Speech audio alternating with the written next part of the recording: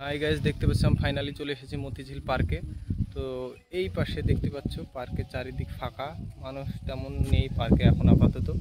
তো এখানে একটা দেখার মতো তেমন কিছু নেই, তবে একটা আকর্ষণীয় কিছু জিনিস জায়গা বা এটা অনেক একটা পুরনো, যে এইখানে যুদ্ধে কিভাবে যেত বা সেখানকার কিছু একটা স্মৃতি তুলে ধরেছে। দেখতেই পাচ্ছ এই যে এইখানে হাতি আছে, দেখতেই পাচ্ছ তোমরা, ঘোড়া আছে, এখানে হাতিতে চড়ে যাচ্ছে যুদ্ধ করতে। এই একটা দৃশ্য যে তুলে ধরেছে, এই যে দৃশ্যটা এখানে মানে নবাব কিংবা রাজাদের আমলে কেমনভাবে যেত বা সেই স্মৃতি একটা তুলে ধরেছে। তো দেখতেই পাচ্ছ অনেক পুরনো হয়ে গেছে এইগুলা। তো এখন মতিঝিল পার্কে তেমন কোনো মানুষজন নেই বা অত পাবলিক রিয়াকশান করার মতো কোনো জিনিসও নেই।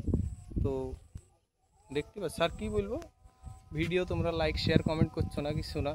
তোমাদের জন্য এত দূরে আসছি ভিডিও বানাতে, তারপরেও তোমরা কিছু বলছো না, কিছু না।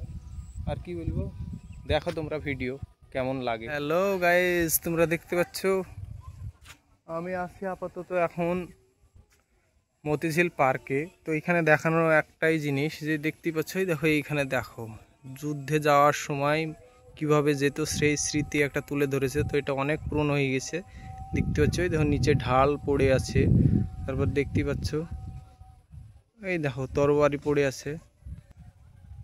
দেখো সেই স্মৃতিটা তুলে ধরেছে।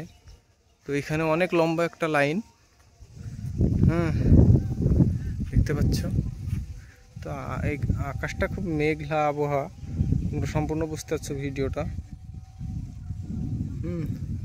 ওই দেখো হাতিতে চড়ে যাচ্ছে, এইদিকে চারিদিকে আবহাওয়াটা দেখো, তাহলে তোমরা বুঝতে পারবে। দেখো পার্কে কোনো মানুষজনই নেই। দেখো দেখো দেখো ওখানে ভিডিও বানাচ্ছে সব, দেখতেই পাচ্ছ। দেখো এখানে সব ভিডিও বানাচ্ছে,